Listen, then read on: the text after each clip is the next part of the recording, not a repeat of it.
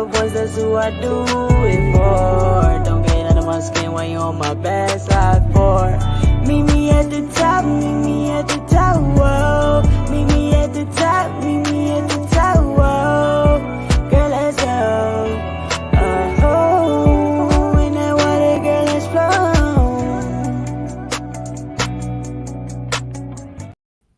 That song is by Yay Too Crucial. That's my little song. I like that little song. That's my little cousin.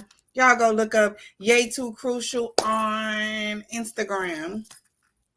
She is an upcoming artist, a barber. I think she's a mobile barber. She's amazing. Hey, y'all. It's Anjanette Speaks, the real, the raw, and the inspiring. Thank you for joining me tonight. I won't be before you long. It's been a long week. Oh, my goodness. But I had to come on here. Just trying to get back in the groove of things. Life has been lifing.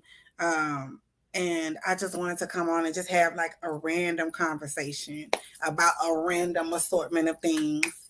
I'm going to load the comments up. Hey, y'all. Come on in the room. Do me a favor.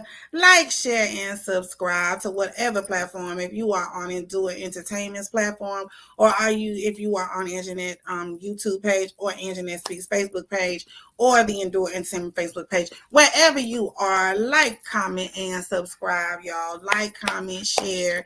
That is how we get the word out, and that is how we get our views. Happy Sunday. So every Sunday at 8 p.m. I'm a little late today because I had some technical difficulties, but every Sunday at 8 p.m. we will be here, right here on Endure Entertainment.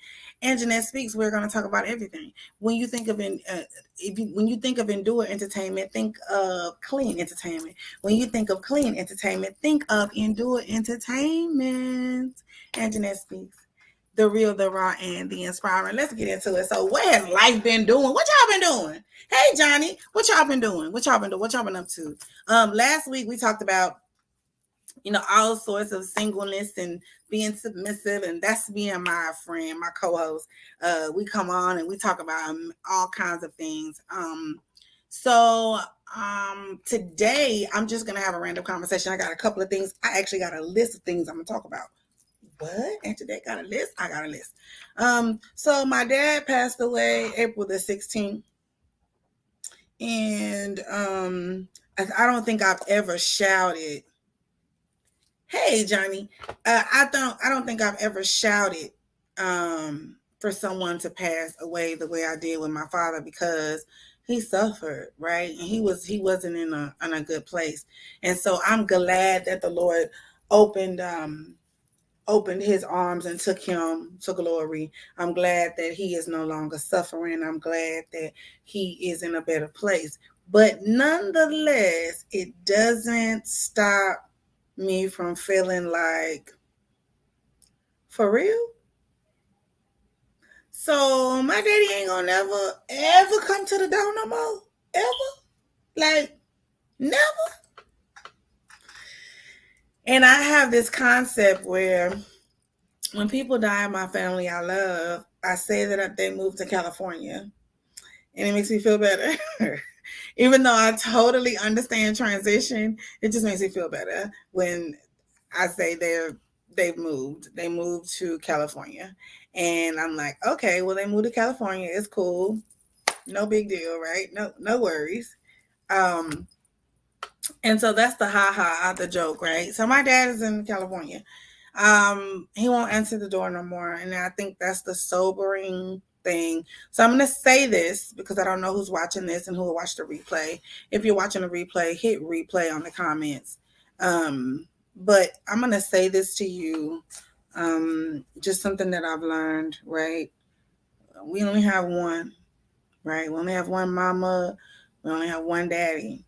We spend so much time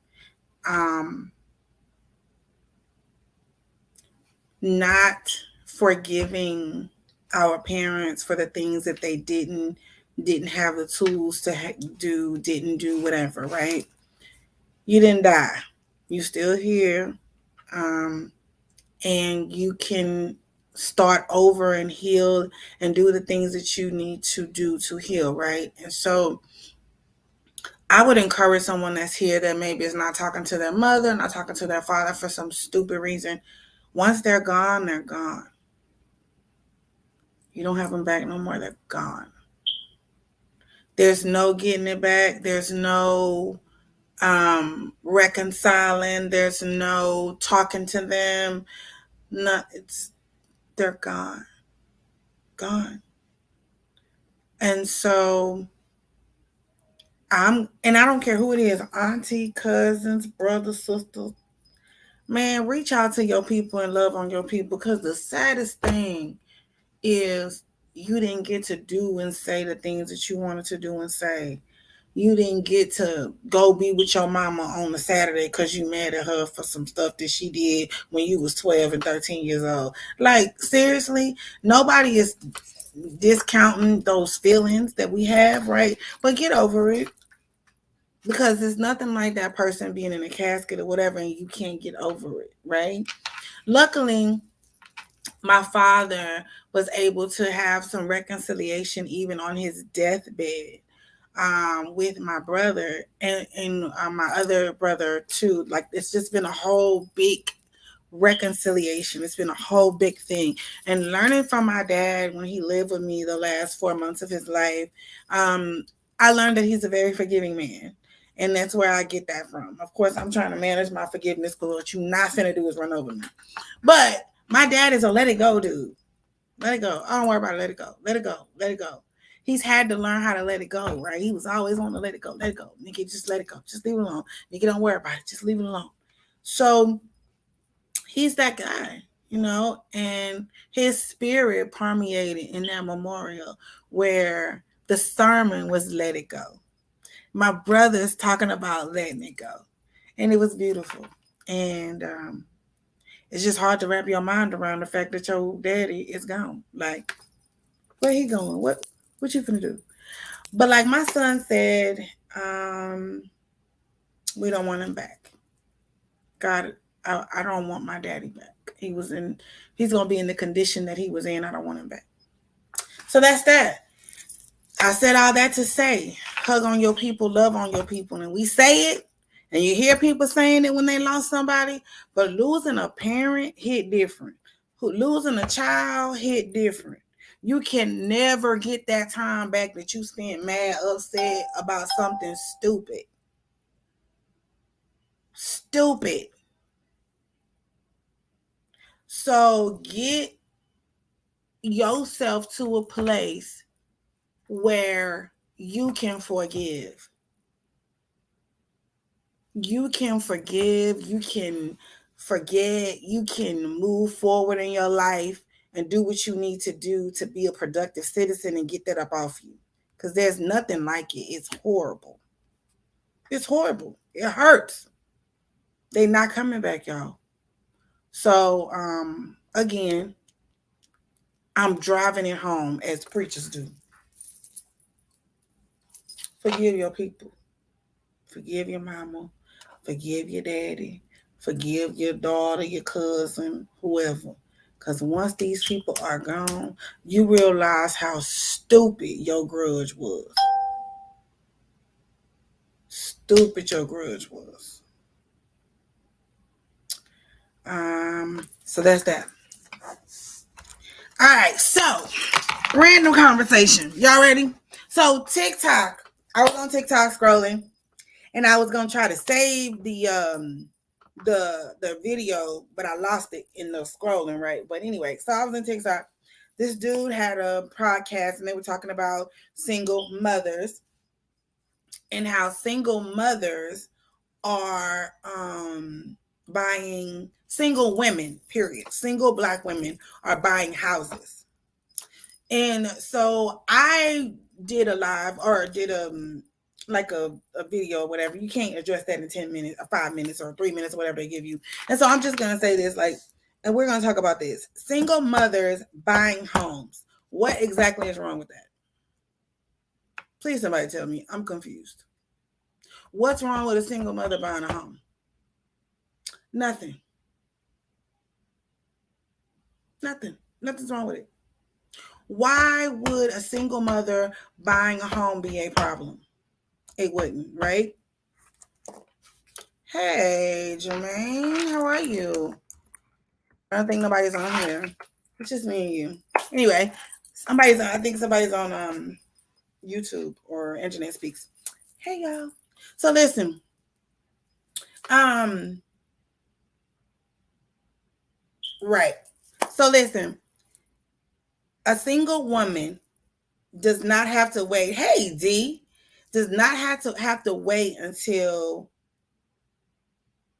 she is married to have a house, right? So this year I decided that this year and probably into next year, depending on, I'm gonna get my credit to a certain level. I'm gonna chill on the spending money and shopping because I got way too many clothes for no reason. And I need to get a house, right? I need to get a house. I don't want to get anything else. So I went and I was looking for an apartment, and the apartment that I was looking for was 1740, right? I didn't bat an eye about that. I didn't bat an eye about it being 1740. And it was a 2-bedroom luxury. I mean, I wanted the hardwood floors and the granite countertops and all of that. But then I was like, if I'm gonna pay 1740 for a 2-bedroom apartment, I need to pay 1740 for a house, right? That was my decision. I did not think, okay, I'm not married yet. What if my husband don't want this house? Guess what? That had nothing to do with it because I'm not married yet. I'm single and I want a house for my son, for my grandkids. This is something that I decided last 2 years ago to work on my credit to get it right for this moment, right? To save money, to do what I needed to do, put money back and use my credit cards, do all that stuff so I can get my credit score up. And I said that to say the response the dude gave really upset me because he said, well, the alarming rate of Black women that are buying homes unmarried just shows that Black women are unable to keep a man in their life long enough for them to start a family with them. What? That is so ridiculous. And there's this narrative going on in the media that is pitting us against each other. And I don't know if you guys see the grand scheme of this, but this has been the issue since the 1980s to destroy the Black family dynamic, to take the man out of the home, to pay us more money, right? That's the Willie Lynch letter is in full effect, right? Because they want to take the man out the home. They took the man out the home. He doesn't have a voice anymore. Malcolm X, Martin Luther King is dead. Nobody's giving direction. Nobody wants to listen to Farrakhan, right? So now we have no voice. The Black woman has decided, you know what? Well, they closed down the factory, so my Black man don't have nowhere to work. So now I got 4 kids, 5 kids, 6 kids, 12 kids. The government will give me money if I take my Black man out the house. So what he does is, listen, there's this narrative, these young kids that don't know history is saying, oh, Black women decided to get welfare. No, we didn't have a choice because our man could not work because they shut the factories down. And what they did was they pumped our communities all over the United States of America with crack cocaine, with pills, with heroin. They drew our man. Our man was out. He was either selling dope or he was pimping. We taking care of the kids on welfare. He's out of the house. They had the welfare worker. I remember watching something when I was younger. The welfare little social worker person was coming to the house. The lady hid all the stuff that showed the man and the kids, right? And she put herself up. That was strategic. So this narrative about Black women and Black women divorce their husbands, some of y'all need to be divorced. And some of us are just hooked up with the wrong person. And we gotta stop allowing people to pit us against each other. And this situation, we didn't do this. Generation X is not responsible for the state of the Black family.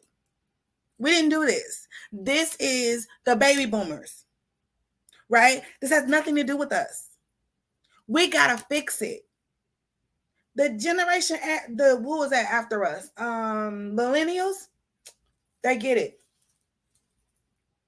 They understand the assignment. Millennials are like, and Gen Z, we together. We together. We ain't breaking up. We gonna fix it. Our children are having long-lasting, loving relationships. Our children are saying, look, I'm not breaking up with you. I'm not leaving you. You're not leaving me. We're gonna fix this. Finally, somebody gets it, because a lot of us, we decided, oh, grandma was putting up with granddaddy with all this drama. I'm not putting up with that. I'm not putting up with no abuse, and I'm not putting up with financial abuse. I'm gonna be independent. And then we embraced the whole independent thing, right? And we took it and we ran with it. And society allowed us to do it. Black women are the most educated, money makers, hustlers in the United States and the world. We are the most educated and the most single. Why? Why would they want Black women to be single? Why? Because I'm a powerhouse if I got my man. I'm powerful with my man. With my man, but they don't want to give my man no job. My man been in prison. My man is at a disadvantage, and it's stressful for me. My man is abusive. My man want a poly relationship. My man doing everything in the sun, under the sun. My man don't want to work. My man don't want to provide. My man, it's a whole lot going on here. But we just, oh, you can't keep a man. That's not true. I can get a man and keep him. Most Black women can get a man and keep him, but what kind of man are we getting and keeping is the thing. What kind of man are we getting and keeping? Hey, good evening. What kind of man are we getting and keeping? And then, so we've got a married generation of people, right? That the baby boomers, right? Their generation, they were married. They come from married families, most of them. 1960s, this thing breaks down after the civil rights movement, after the white woman decided that she want to be liberated from her man, and then we get liberated from ours. I don't know what that's about, right? So then we got that going. And now we single. Now we single mothers. And now from 1960 to 2023, the number of single parent households has tripled in size. There's no man, no voice, no male voice in the household at all. Abuse has risen. So many things has happened because of the breakdown of the Black family. Guess what? We need to decide. We need to decide. One, if you're going to stay single, because a lot of women say, I'm going to stay single. And if that's your plight, sister, you go ahead. I'm talking to the women that understand that there's power in unity. If you is a one, you doing it and you don't have no suitors and you want to stay single and you happy single and you good in your bed by yourself, sister, go ahead. God bless you. And I wish you buy everything in the world that you want. I feel like there's power in unity, and I want my man, and I want to be in unity with my man. I'm talking about Anjanette. I ain't talking about nobody else. Okay. And I'm not pushing the narrative that there's something wrong with you because you're single. If you choose to be single, I understand, because it's a headache, right? Depending on who we pick, he can get on our nerves, right? We might not pick right. We might pick the wrong man, or we might end up in a situation we don't want to be in. I get it. Totally understand. But for those of us that hear this message, we have got to decide. One, we're going to pick someone that can see our future and that wants to work together. That's going to be the biggest thing, because now Black men are all jacked up too, because they didn't listen to, I don't know who they listening to, but they didn't decided that they okay with being single, and they got, watch this, they don't even want no Black woman. We talk too much. We too, we don't want to listen. We're not submissive enough and all this other stuff. And that's not true. The problem is that if I'm acting like a man, then guess what? You're acting like a girl. Because if I want a man, I am innately inside of myself, right? I'm innately going to submit to a man inside of myself. I'm built like that. I'm a woman. I'm built like that. And I'm a strong woman. Like in the definition of strong, meaning that, I can handle life and the things that it throws, and it probably won't break me too much, I'm a strong individual. I've been through a lot, seen a lot, and I've made it through a lot of things, right? And so I'm saying that to say that I want to be in a relationship. I want to be where I'm at, right? And I want us to decide that we're going to show our children, even though they're in their 20s, that we can get in a healthy, loving relationship. Our Black men, on average, a normal, regular Black brother, you're going to hear me say this a million times, he makes $42,000 a year. On average, the average Black woman makes $65,000 a year. If you basing your marriage on how much your man makes a year, ma'am, God bless you. Because if you bad, right, because I'm bad, we're going to flip that 42, brother. We're going to get us a business. We're going to flip that 42, and we're going to be making 6 figures together. Okay? Okay. You got to be an investor. We got to help these men. We got to help them. We got to be an Esau, right? A helper. And that doesn't mean if your dude is at a disadvantage, that doesn't mean that we're the boss, right? And we get to emasculate him. We get to treat him like he's one of our children. And for the men that may be listening at some point in time, you have got to make sure that you're handling your business as a man. Because women, we will hold you down for so long, and then you become one of the kids. We start talking to you crazy, all of that, and you don't want that. You don't want that. You don't want that. You want someone that's going to respect you, that's going to love you, right? That's going to honor you as a man. And what that means is you come with your 42. And it's not my responsibility. Oh, wait, I pay the bills. I do. No, we come together and we do it together. That's what a unit does. You don't see any married women. Nikita's on here. Nikita been married 20-some years. You don't never see Nikita on here. Oh, I got a husband and I pay all the bills and I do this. We don't know what she do. Because she keep her business in her household. She's a unit. We work as a unit, one band, one sound. That's what me and my honey say. One band, one sound. One band, one sound, right? And so I said that to say that we need to come together and decide that we're going to change the dynamic of the Black family and we're going to put it back together, whatever that looks like. If that's a stepfather or stepmother or, someone that you met and you come together with somebody and y'all work that thing out. Nobody's going to be perfect. Nobody's going to come with everything together. Nobody's going to come with everything perfect. But they should not sacrifice your mental health and your peace of mind. Like, that's ridiculous. Don't do that.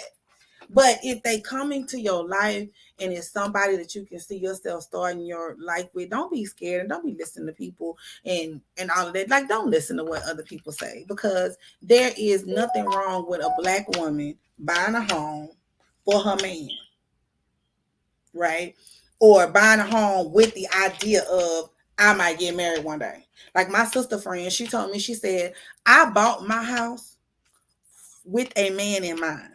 I bought my house with the intention of possibly getting married. So my closet is big enough, right? You know what I'm saying? I got space. I got everything I need just in case I get married. And I think that's what preparation is about, right? Preparation is about, hey, V, hello. Preparation is about making sure that we prepare for whatever we're doing in our future. So I just wanted to say that because the dude said Black women cannot keep a man, and that's the reason why we're buying houses at an alarming rate, and that is just not true. That has nothing to do with it, right? There's so many reasons why the Black family is breaking down, and I'm not going to get into that right at this moment, but there's so many reasons why the Black family is breaking down. But what I really believe is that we need to start with us. I'm always an advocate of addressing a problem, bringing the problem, and bringing a solution. We start with us. Each one teach one, right? We start with us and we stay together. If he's not beating you, molesting your kids, something like that, you know, causing your mental health, because you know we got people that will, you know, stress you out to that to that degree. If you can work with it, man. Because you watch these kids. My daughter's been married. She's 28. She's been married 7 years, right? So proud of her. She looked at my life and was like, yeah, I want to do that, but I'm not going to do this, and this. And her husband have come together. They are building a family together. Is it perfect? Is it without argument? Is it without sometimes they hate each other? No, that ain't what this is about. This is about power and unity. This is about the restoration of the Black family. These kids get it. They work together. So start with you, right? If you now, like I said, I'm gonna back up because you know, here come Miss I'm single and I love it and there's nothing wrong with it. And don't tell me that I need a man. You don't need a man, baby. Take over the world. You've been doing it. Take over the world. You don't need one. But for those of us that do desire to have a relationship, start with us. Don't settle. Now, we have taken this settling way too far. I'm sorry, we have. It's utterly ridiculous. So there was a comment on Facebook. A girl said something about a dude wanted to take her to Applebee's for their first date, and she told him, I can buy an Applebee's. I have a degree. I have this, and this. And I said, we have raised our standards so high, you know, with being independent and being as successful and accomplished as we are, that we have made the standard unreachable for the average Black man. Right? Because when you get into a certain tax bracket, your Black man is not there anymore. It significantly drops. You get over $50,000-$60,000 a year, the average Black man drops, right? And then now your percentages is way less of Black men in the pool that you want for financial stability. Then if you make $80,000, $90,000, $100,000 a year, you're getting into the six-figure brother, and there's only 5% of them. And then you think about those 5% and how many are there.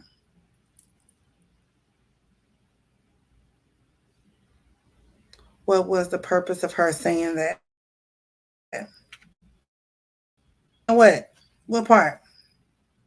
So I'm saying that to say, the purpose of her saying that was basically that Applebee's was not a first date place, and she wanted him to take her to a upscale restaurant. She could buy an Applebee's, like that being a low grade place to go eat. Personally, and Jeanette, I don't like Applebee's, but that was the first place I went. It was open, and we wanted something to eat. We was hungry, right? And I think there's something about. So let me back up, because that's what she was trying to say, Jermaine. She was saying basically she could buy it. Nope, she couldn't enjoy a night out. Nope. She needed to let him know that she made money, and she made enough money to buy an Applebee's. He was gonna have to come correct. And I said, I'm afraid that we have raised our standards so high as Black women that it's unattainable for the average Black man, right? So she said, what's wrong with that? And I said, nothing is wrong with having standards. I think it's something wrong with having standards that are unattainable.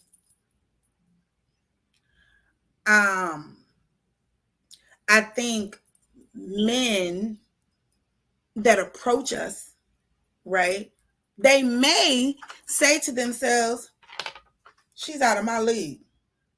But if she talk to me, I'm a boss up for her. You know what I mean? Like, you don't know what's up. So let me get back to this attainable goal, like these standards. I'm all for having standards. And I'm not talking about basic standards. I'm all for having standards. But can we start having standards about a man's character? Can we have a high standard for a man to be a certain way in his character? Because a man with high moral character will then turn around and be a high earner, the high earner that you want, right? He gonna go to work on time. He gonna be there. He gonna be responsible. He gonna lead. He gonna direct. He gonna do all of that, right? But why do we base everything on aesthetics? What does it mean that he can spend $200 on a dinner that he just met? That's not my value. You can't take me to Ruth Chris and I'm gonna be impressed. To me, you can't manage your money. Why would you take me to Ruth Chris and you just met me? I feel like I need to work up to that. Make me feel, you know what I'm saying? Like you just met me. Take me somewhere nice and decent. You know what I mean? And then we go from there. But I understand too, when you get into six-figure, language and stuff like that, like I'm just, I'm low on the totem pole with the big dogs, right? And so maybe my standard isn't so high, right, in that regard, because I want a man of high moral character, right? I really don't, I'm not impressed with your money and you are a narcissist. I'm not impressed with your money and you're a liar. I'm not impressed with your money and you don't take care of your children. I'm not impressed with your money, right? And you hate your mother. I'm not impressed with your money and you've abused and sexually abused other women. Like, I'm not impressed with your money. Your money don't move me. Your moral character though moves me. And if we can, as Black women, listen, Black men want to work. They want to have a job. They want to do all of that. They want to do all of that, right? They want to provide for us. If they love us, they want to do things for us. Trust me, Black men are just not out here just not wanting to do anything for us. But I feel like at some point we have gotten so focused, and I get it, like this single mother thing when we're growing up and in our age, I'm 47, so all of us were single mothers. Every last one of my friends were single mothers, right? And so for all of us to raise our children and do all that, we had to get focused. We had to get focused on what we needed to do and what we wanted to accomplish. And in that being focused, we become high achievers. But we look at our male counterpart and then say, you don't make as much money as me, and I'm not going to do this, and I'm not going to sacrifice because our feelings are hurt, and we got, the baby daddy done left, and he got 2-3 baby mamas, and he married the understudy. I always said that's the woman that you done did all the work, and she get the part. She done married the understudy, and then we got all this going on, and all that hurt and resentment and stuff done built up in us, and we focused on us. I get it. And we're not going to let nobody come down. I get it.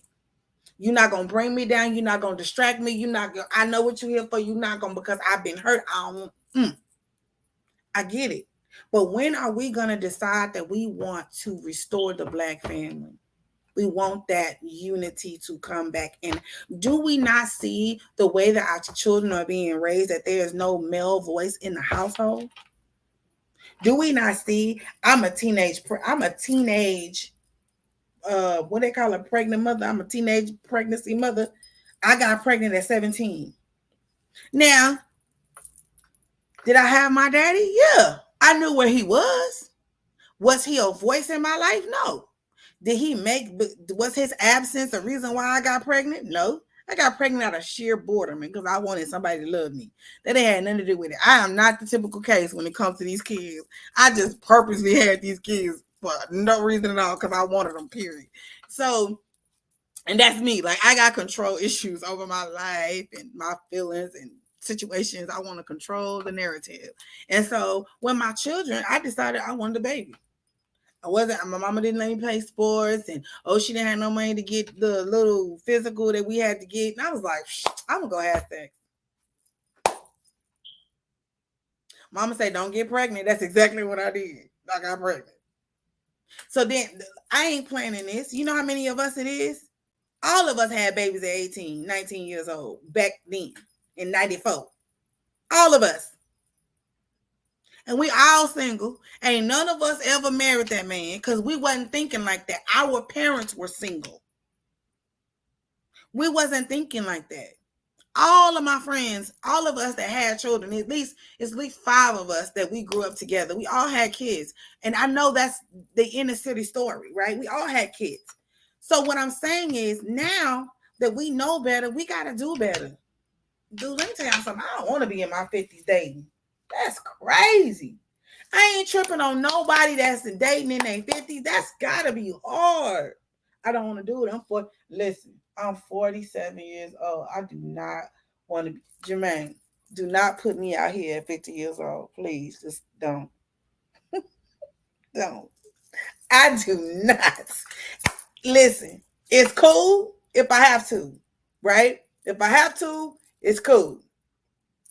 I do it with no problem, right? But I just don't want to, right? And so for those of us that want to have a relationship, that want to be in a relationship, make sure that your standard is attainable. There's nothing wrong with having a standard. Please have your standards. Please don't bend and to the point of, your mental health is at stake, or, you're doing stuff that you regret doing. Don't do that. But what I'm saying is have some standards that are attainable, right? They're attainable standards, not standards that are just out of this world. Nothing, Jermaine. It was a joke. Standards that are not out of this world. You know, are you going to settle for, do you want a man with kids? Do you want a man with no kids? Does it even matter? Do you want a man that has kids, but is he on child support? Does that matter to you? Right? Because normally if they have kids under a certain age, 13, 10, they probably still paying child support or whatever. So then what about that? What about they have grown kids? What's your idea of if they have grown kids? Do you want them to be able to move into the house? How would you feel about that? Like, we have to think about those realistic things, right? If he has stable income, if he has a house, those are basic things that we look for when we meet somebody. What if you meet somebody that doesn't? But has everything else and doesn't have, I don't know, a house. I don't know, his own house. Maybe he lives in an apartment. Maybe he has a roommate. Maybe him and a homeboy share a house. I don't know. What we need to know the non-negotiable, right? We have all these standards, but then we don't have a non-negotiable. We can have, I want him to have this, this, this, and this. But this, if he doesn't have this, I'm not fooling with him. Because when you get to a certain level, you have too much to lose. That's the problem. Black women have become, we got too much to lose. So we don't want to lose our house and all this stuff fooling with somebody that's not worth the investment. So I'm gonna challenge you to pray and ask the Lord to send you your investments. Juanita Bynum has the best sermon, I swear to God, she's ever preached was Teach Me How to Love You, right? And she said, pray to the Lord to ask you to send me your investment. Or he lives with his mama.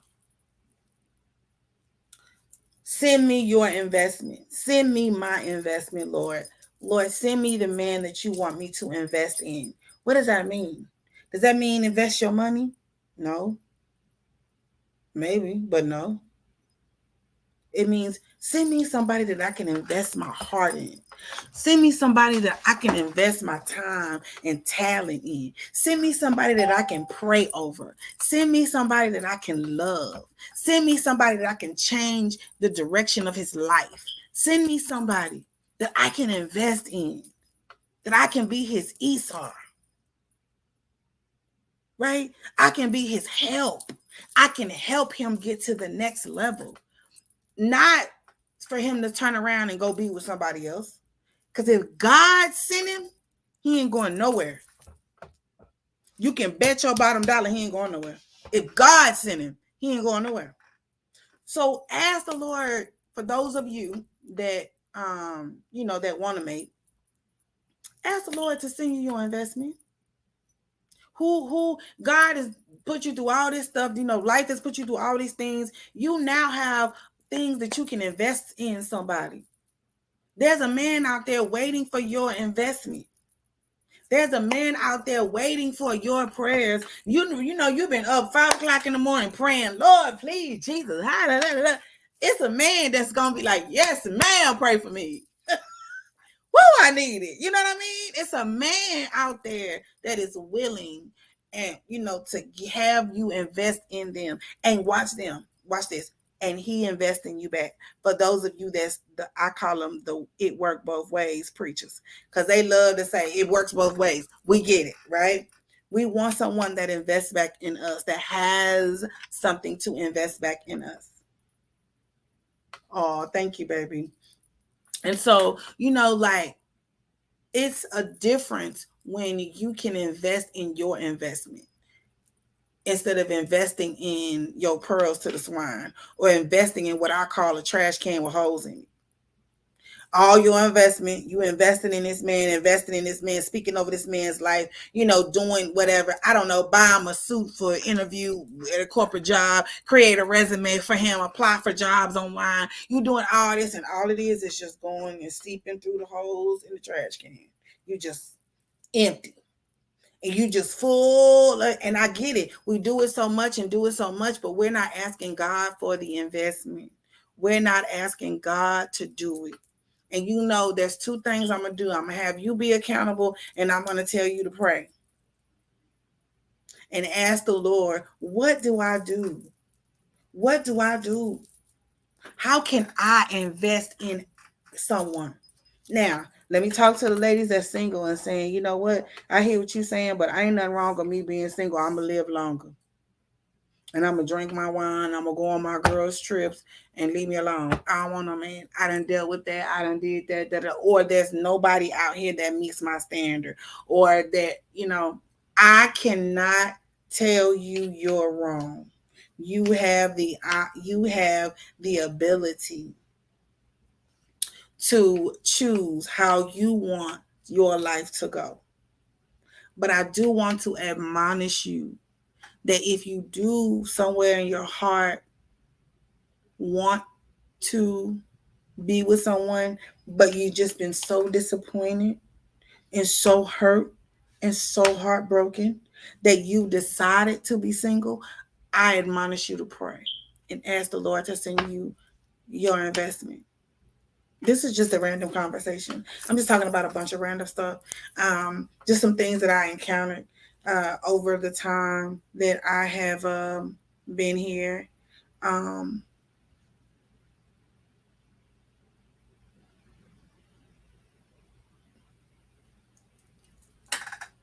You know what, Mr. Washington? That's a point. You know, they say that the man is not the prize, right? The man ain't no prize. I know y'all act like the man is the prize. It's not that. It's the power in the teammate, right? It's the power in the team that's the prize, right? And so Jermaine said, and that's why they have a drawer full of toys, or they treat it like a jump off. And that's the truth. Because my question, I have a lady that I'm going to bring on the show. She's totally controversial, totally opposite of what I'm talking about. And she said, I don't want to be on a show that's a manosphere. And I didn't know what that was. But she was like, where they say, like, you have to have a man and you have to be with a man and blah, blah. You don't have to be with a man. And you don't have to be in a relationship, and you can stay single. But my question is, honestly, what do you do with your cool name? Because I'm confused. Because if you're a single woman that wants to be single, then are you celibate? Or are you a single woman that wants to be single and you just out here? Like, my question, that's my question. So if anybody see this and you mad because I said what I said about, you know, reconnecting the Black family, and you like, look, I like being single. I'm going to live long. I'm going to sip my wine. I'm going to go on my girls trip. And I like having my bed to myself, because I get it. I do. Because I was single for a while, and it took me a minute to get out of. I still don't know. Y'all can ask. I still don't know how to say I'm home or I'm leaving, or, you know, that's the problem right there. I get up, grab my keys, and walk out the door. Be like, oh, you know what? I need to tell you that I'm going. I'm leaving. My bad. You know, I get it. You get used to that freedom of doing what you want to do and not answering to anyone. And that's not what the union is about.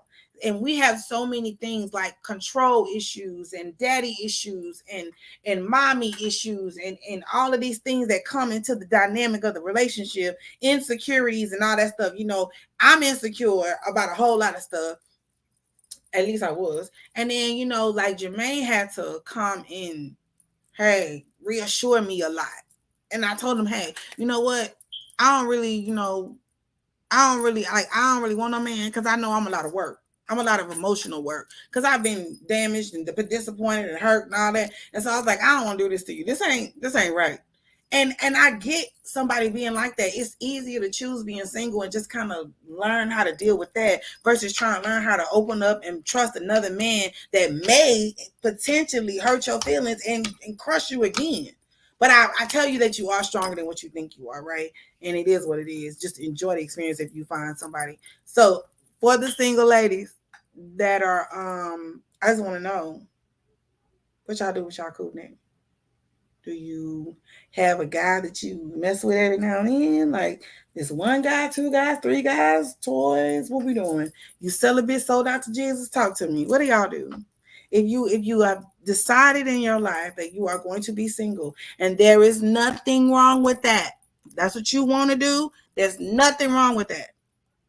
If your standards are to the point where if he gonna have to jump through hoops, break his leg, jump off the roof to get to you, I get it. No problem. Keep your standards, boo. But my question is, what do you do? Like, what do you do when you want to go to the movies? What do you do when your girlfriends? Because I'm, girlfriends that we all have single girlfriends, right? We all get together and we do stuff. And then everybody get a boyfriend. What do you do? The one that has decided that they're never going to date. What do you do? How do you manage yourself? That's what I want to know. I'm just curious. But you can still do all those things when there is trust. And you can. You can do all those things when there's trust. And that's true. So I'm excited about where this conversation is going. I've got somebody coming next week. Ronald Landry will be in the building. That's my boy. Ronald Landry is a alpha male, another alpha male. So Jermaine gonna have some company next week.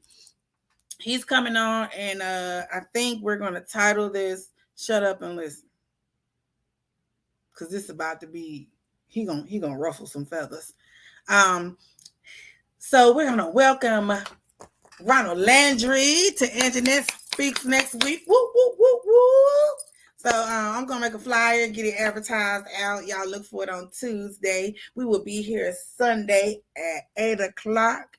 And Ronald Landry gonna be on me and Jania and Ronald Landry and probably somebody else. I don't know. I'm gonna see if they can get on. And we're gonna talk. We're gonna talk about shut up and listen and how women don't listen. Did I say that? We don't listen? We do listen. No, we don't. We don't even listen to each other. Because me and the lady that was going back and forth, we wasn't listening to each other. We wasn't. She told me I couldn't teach her nothing. I'm not wise and I can't teach her nothing.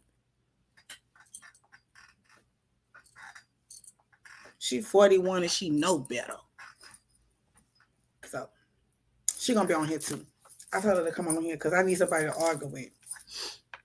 And she cool. I don't if somebody disagree with me, they disagree with me. It's cool. But yeah. So we're gonna have Ronald Landry on next week.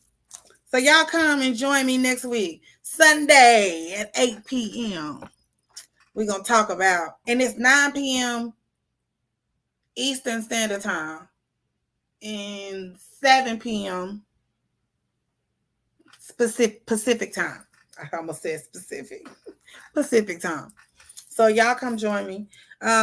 This is in addition to Anjanette Speaks, the real, the raw, and the inspiring. When you think of Endure Entertainment, think of clean entertainment. And when you think of clean entertainment, think of Endure Entertainment.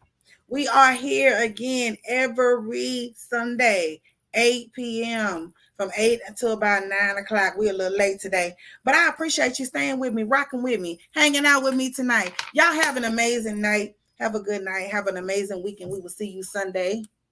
Look for the fly, y'all. Bye.